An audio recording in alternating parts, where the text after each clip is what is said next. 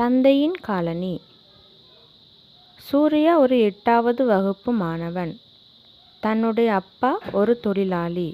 தினமும் காலையில் வேலைக்கு செல்லும்போது பழைய சாண்டில்ஸ் போட்டுக்கொண்டு போவது வழக்கம். ஒரு நாள் பள்ளியில் ஃபாதர்ஸ் டே விழா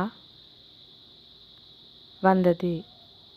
அனைவரும் தங்கள் தந்தையை அழைத்து வர சொல்லுகிறார்கள். அந்த நாள் வந்தது. சூர்யா ஒருவித பயத்தோடு இருக்கிறான்.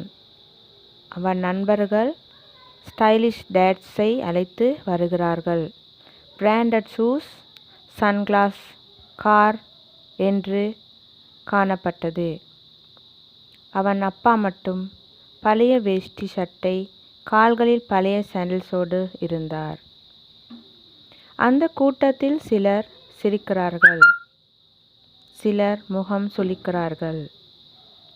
ஆனா சூர்யா மட்டும் பெருமையாக தனது அப்பாவின் கையை பிடித்து மேடைக்கு அழைத்து செல்கிறான்.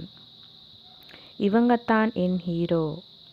இந்த பழைய காலனியில் தான் என் எதிர்காலத்தை கட்டியிருக்காங்க. அவன் சொல்வதை கேட்டு அனைவரும் அமைதியாகிறார்கள். ஒரு மாணவி கூட கதறி அழ ஆரம்பித்தாள். ஒரு தந்தையின் காலனியில் காயங்களும் இருக்கலாம், கனவுகளும் இருக்கலாம். ஆனால் அதில் மகனின் எதிர்காலம் நிச்சயமாக இருக்கும் என்பதை உணர்த்திவிட்டான்.